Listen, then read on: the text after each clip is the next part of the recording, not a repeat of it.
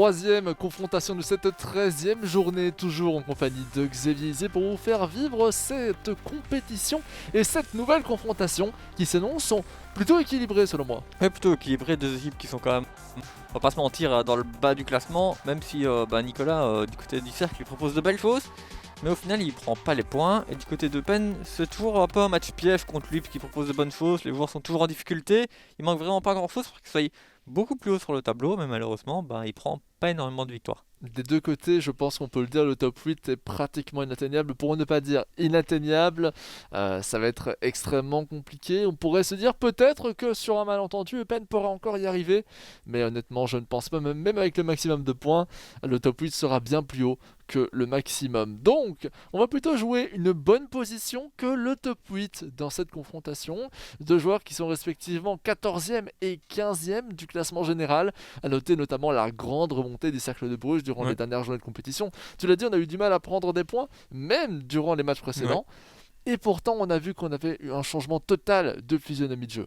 Oui, c'est ça. Après, je pense qu'ils doivent vraiment essayer de se focaliser pour obtenir la meilleure place possible, pour donner quand même une belle image par rapport au club. Justement, c'est toujours mieux de finir 12e ou juste 9e à l'entrée du top 8 que 15 ou 16e. Bien sûr, ça doit être aussi peut-être un petit peu plus décevant du côté d'Eupen, du côté du Cercle de Bruges. Je ne suis pas sûr que, voilà, on avait de grandes espérances. On était peut-être, c'est la première année aussi, la première saison. Il faut peut-être se mettre en jambe du côté de Nicolas Poulain.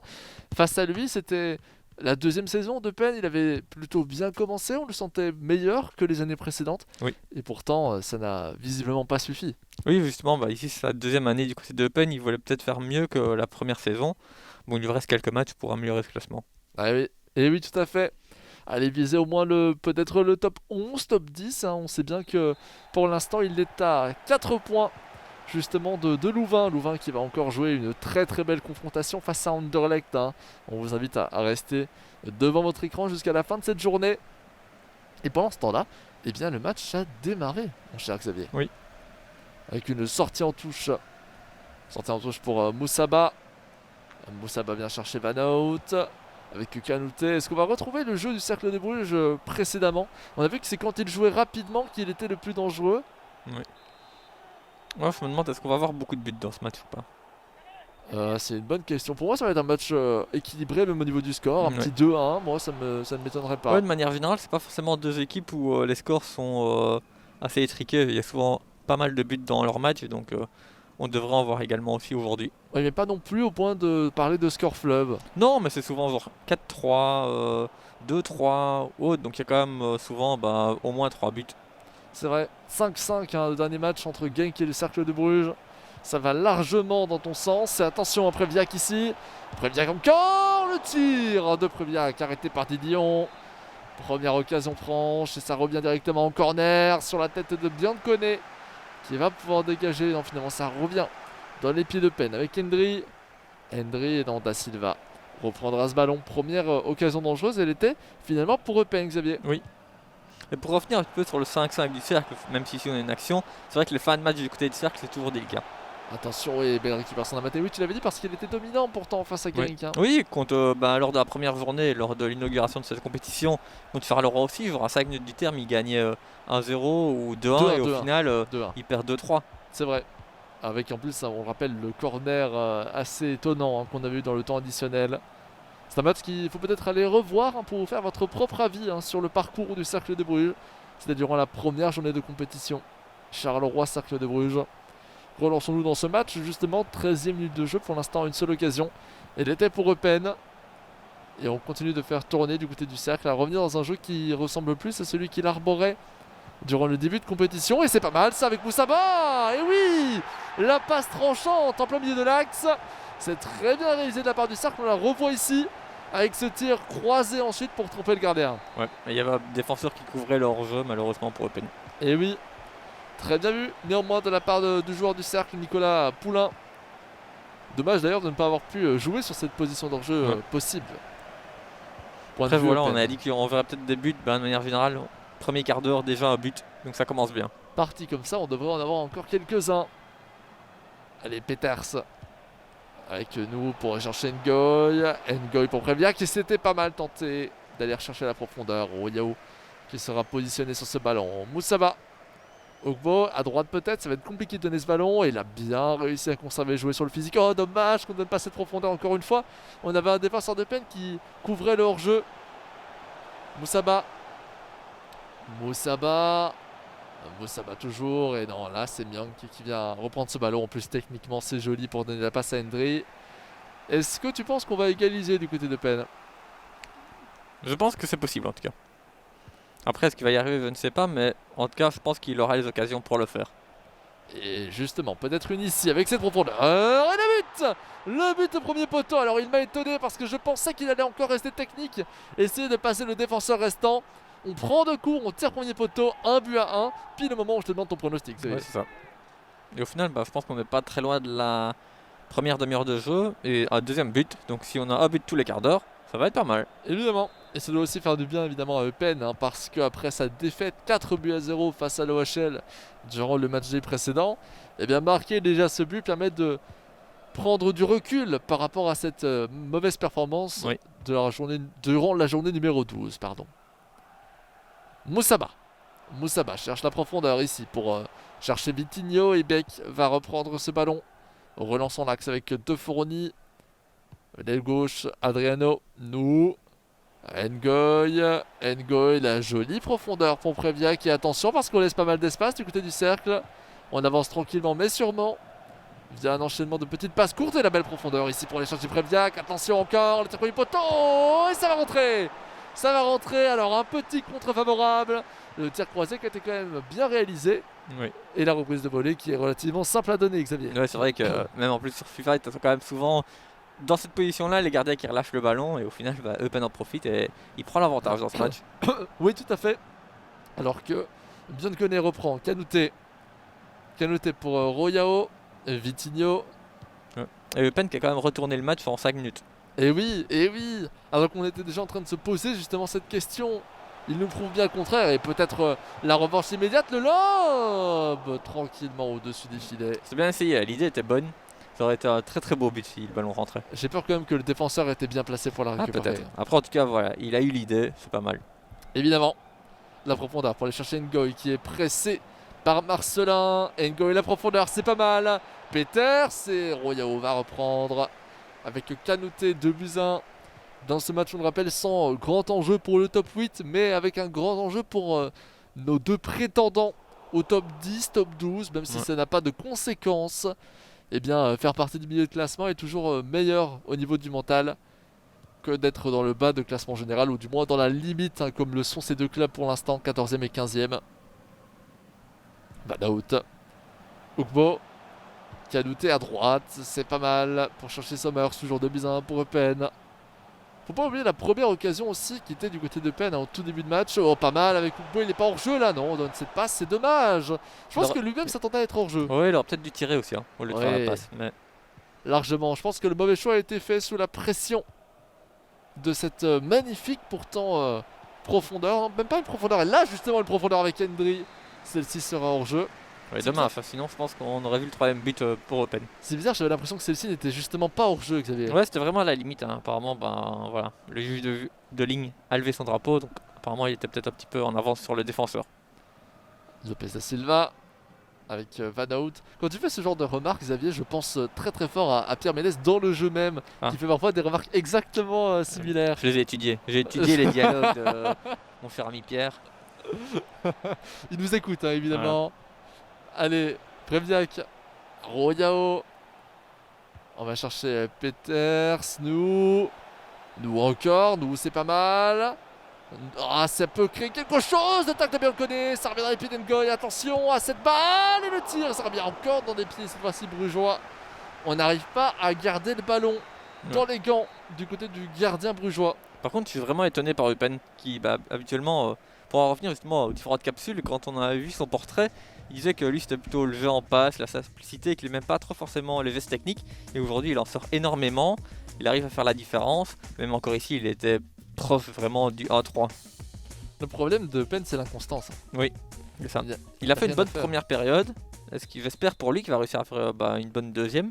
Et comme ça, il pourra aller chercher 3 points qui seront importants pour une bonne place au classement. Très très important, tu l'as dit Xavier. Dang, Amat avec Beck. Et directement, la profondeur, elle était extrêmement visible. On l'a même anticipé du côté du cercle des Bruges, mais la vitesse d'Endry, on a décidé autrement. La passe en retrait pour Kayembe. Et Kayembe, on demande une position d'enjeu qu'on n'aura pas. Ici, finalement, elle sera donnée. Beaucoup de positions d'enjeu quand même du côté de Penn. Oui. Ce sera intéressant de voir la statistique en fin de match. J'espère qu'on l'aura. Et magnifique pour aller chercher Moussaba. Attention à ce duel. Mano à mano face au gardien. On essaie de temporiser, d'aller chercher Ugbo. Et c'était pas le bon choix, je pense. Il fallait plutôt favoriser l'un contre un, Xavier. Oui. Previak avec Ngoy. Ngoy toujours. Après, ça peut être intéressant de revenir en arrière parfois lorsqu'on a un appui qui fait qu'on reste en supériorité numérique. Ici, en revenant en retrait, on laisse 2 défenseurs de Penn surplacés. Ouais. Face à un seul joueur du cercle des Bruges qui vient en soutien et c'est celui qui a le ballon, tout simplement. Previak avec Kayembe. Kayembe pour Peters, c'était enjoueux cette passe en retrait. Et même elle va être récupérée finalement avec Ugbo. Moussaba dans l'axe peut-être. Encore une fois elle est vue par Eupen qui n'aura même pas besoin de le tacler. Beck va pouvoir faire une passe en retrait pour De Fourny. Dégageant vers Adriano. Et on relance décidément. Les profondeurs comme celle-ci sont vachement appréciées par Eupen. Nous, Peters, Kayembe. Et on va rechercher Beck maintenant. De nouveau vers Peters. On change, on tente des profondeurs. Je vois les joueurs partir à l'attaque de Penn. Oh, dommage que le cercle de Bruges ne soit pas plus proche du porteur de ballon. Ça permet la remise, la conservation de ce dernier par Penn. Finalement, Marcela va reprendre. Un match qui s'est calmé, on peut le dire, Xavier. Oui. C'est vrai qu'au début, enfin voilà, en première période, on voyait pas mal d'actions des deux côtés. Puis depuis la reprise, c'est un peu plus terne. Ugbo toujours, Ugbo encore, qui va essayer de conserver, plutôt devrais-je dire, le conserver assez facilement pour aller chercher Moussaba parce que on n'avait pas de pressing proposé par Eupen, c'est normal, 2-1. On attend l'erreur adverse pour lancer une contre-attaque, tu penses? C'est possible. Moussaba. Kanouté, l'axe proposé ici, c'est pas mal. Avec de nouveau Van Hout, Kanouté et à droite, Ugbo. Ugbo et Adriano, très bien vu défensivement de la part de Penn qui ne laisse absolument pas son adversaire rentrer dans le rectangle. Et lorsqu'on sait que les tirs de loin ont quelques faiblesses dans cet opus de FIFA, eh bien ça rend sa performance tout à fait importante. Oui. Van Hout, Lopez da Silva, Van Hout, Lopez da Silva de nouveau, c'est pas mal ce jeu entre les deux joueurs brugeois et finalement Nyang va reprendre. 66e minute de jeu, et bien dans cette seconde mi-temps, je reste un peu sur ma faim. C'est vrai qu'en vue de la première mi-temps, en vue des 45 premières minutes, c'était quand même avoir une deuxième mi-temps un peu plus explosive, avec plus de buts, des actions dans tous les sens. Et au final, pour le moment, cette deuxième période, elle déçoit un petit peu. En plus, on restait sur l'élément d'analyse que tu nous avais apporté, sur le fait qu'on aurait un but tous les quarts d'heure. C'était le cas jusqu'à l'issue de la première mi-temps. Et puis là, maintenant, on a passé 20 minutes de jeu et toujours rien, même en termes d'occasion. Je pense que du côté du cercle, on retrouve son style de jeu classique où des longues possessions, on garde beaucoup le ballon, on se crée peu d'occasions. Et habituellement, la moindre occasion, c'est plus ou moins un but. Et du côté de Penn, maintenant, il gère peut-être un petit peu plus le résultat. Après, ça a payé sur le but du cercle, mais c'est la seule occasion depuis un moment. Voilà. De ce côté-là, oh, c'est magnifique. On a réussi à se démêler du pressing de 3 défenseurs de Penn. Le problème, c'est que bien qu'on conserve le ballon, on est obligé de revenir en retrait. Et on retente ici avec Moussaba. De nouveau une passe tranchante, elle était vue avec Ugbo. Oh, la tête d'Adriano! L'arrêt pratiquement sur la ligne de Penn. Ah, c'était la balle de 2-2. La balle qui reste brugeoise. Attention avec le Kanouté. Vraiment, les passes tranchantes dans l'axe, c'est ce que privilégie le cercle. Et là, Matt va anticiper cette belle balle. Attention à ne pas la perdre trop rapidement. Finalement, ça sera récupéré. Quelle action, Xavier! Oui. Un petit peu de chance du côté de Penn, mais il en faut des fois pour gagner un match. Et oui, tout à fait. Boljevic, justement, pour aller mettre le clou, enfoncer le clou plutôt. Et on se retourne en retrait maintenant avec Kayembe, Hendrik, Kayembe, Peters. Babi, Peters à droite, c'est bien vu. Dans les petits espaces, on retente et c'est pas mal d'avoir tenté une profondeur un peu à mi-hauteur lobée. Ouais.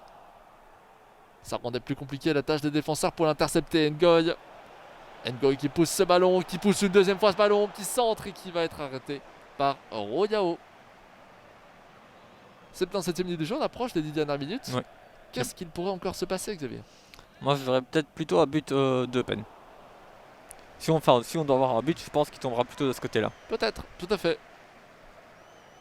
Ngoy pour Babi, justement c'est Eupen qui est au ballon, hein, peut-être pour aller directement dans le sens de Teddy avec Peters. Peters la profondeur, ça va être pas hors jeu pardon, ça va sortir en coup de pied de but avec Didion. Didion qui perd immédiatement ce ballon. Oh, pardon, qui le conserve. En tout cas je voulais dire par là qu'il était proche de le perdre. Kanouté. Kanouté pour Da Silva, pas mal, cette passe dans l'axe, mais on enferme Moussaba face à la défense de peine qui adore ce genre de situation. Mais du côté du cercle, on est très précis pour justement se dégager des pressings proposés par Eupen. Regardez là encore, on arrive à conserver ce ballon, mais on recule à chaque fois, on n'a pas le choix. Hein. Non, c'est ça, Eupen coupe bien les lignes et il n'y a pas forcément beaucoup d'espace. Kanouté de la profondeur, c'est pas mal avec Ougbo et Myang qui va reprendre. Relançant de Fourni. On voit vraiment que Eupen il laisse construire le cercle, mais... Oh non, oh non! Oh là là, je ne sais pas du tout ce qui vient de se passer. Je vous avoue, j'étais concentré sur le dégagement du gardien. Ouais. Et je vois la balle arriver dans un pied brugeois qui vient de tirer. Il a voulu jouer trop proprement, relancer doucement et au final, il se fait avoir, c'est un peu malheureux. Ah c'est rare, c'est très rare qu'on ait des moments de silence comme celui-ci sur un but. Et c'est particulièrement évocateur je trouve, hein, Xavier. Oui. 2-2, je ne comprends pas, je ne comprends vraiment pas comment on a pu en arriver dans cette situation. Et on parlait de cette difficulté à être constant du côté de Penn. Eh bien voici une preuve concrète. D'un côté, ça rattrape le but encaissé sur corner durant la première journée de compétition. Oui. Quand on y pense. Avec ce tir où le gardien est finalement dans l'impossibilité de reprendre ce ballon. 2-2. Et bien ce but nous aura laissé bouche bée, hein, Xavier. Ouais, et Eupen va peut-être s'en vouloir d'avoir joué un peu trop défensif en deuxième période. Hein. Oui, mais en même temps, s'il n'y avait pas cette erreur, il jouait si bien, il arrivait à contrôler le match. Ouais. Après, vouloir contrôler le match dans un match comme cela où tu mènes que de un but, c'est toujours dur. Hein. Sur FIFA, un but, ça va vite. Tu le sens venir, Xavier? Est-ce que tu le sens venir aussi? Dans ce genre de situation, lorsqu'on marque ce but, il va y en avoir un dernier. Et je sens qu'il va y en avoir un dernier. Van Out. Van Out pour Kanouté. Kanouté, Moussaba, Van Out dans l'axe avec Ougbo qui va pouvoir lancer la passe tranchante pour aller chercher Moussaba. Et le but 3-2, je vous l'avais dit encore une fois. Après justement le match entre le Standard et le Club de Bruges avec la même dynamique. Voici la remontada du cercle. 3-2. But de Moussaba à la 90e. Que dire Xavier, que dire? Très bien joué du côté du cercle, c'est tout. Voilà, c'est là qu'on parle encore une fois d'irrégularité dans le jeu de peine. Et lorsque je vous faisais la comparaison avec le match entre le Club de Bruges et le Standard de Liège, c'était la même situation. Identiquement la même avec plus d'occasions franches pour le Club de Bruges. Mais le Standard avait été marqué 2 buts coup sur coup qui avait totalement changé la dynamique alors qu'on était dominant du côté adverse. Ici on a senti un Eupen qui certes n'avait pas la possession de balle mais qui nous paraissait particulièrement en forme et le voici immédiatement puni. Ouais, voilà, et puis voilà, au final c'est une victoire pour le cercle de Bruges, 3 points qui vont lui faire du bien je pense au classement général. Ah oui. Par contre du côté de Eupen on peut nourrir pas mal de regrets. Énormément et j'ai du mal à m'imaginer la déception, la tristesse du côté de Eupen qui doit être particulièrement importante. C'est le genre de situation de jeu qui font évidemment beaucoup de bien aux vainqueurs mais beaucoup de moins aux perdants. Voici un résumé des résultats pour l'instant dans cette série de confrontations de ce match day 30 pour la Pro League, ce qui correspond au 13e match day de cette Proximus e-Pro League avec la victoire du Sporting de Charleroi 3-0 face à Ostende, la défaite de Moucron 0-1 face à Zult et enfin, vous venez de le voir, la remontada du Cercle de Bruges face à Eupen 3-2. Nous aurons encore quelques confrontations à nous mettre sous la dent. C'est vrai. Mais avant cela, eh bien, nos fameuses capsules, toujours sur le joueur du Club de Bruges, Quentin Signé. On en apprend plus sur plein d'éléments différents, Xavier. Oui, plein d'éléments différents, pas mal de sujets abordés assez intéressants, donc on vous conseille quand même de regarder ces capsules. Allez, c'est maintenant. On écoute ça tout de suite.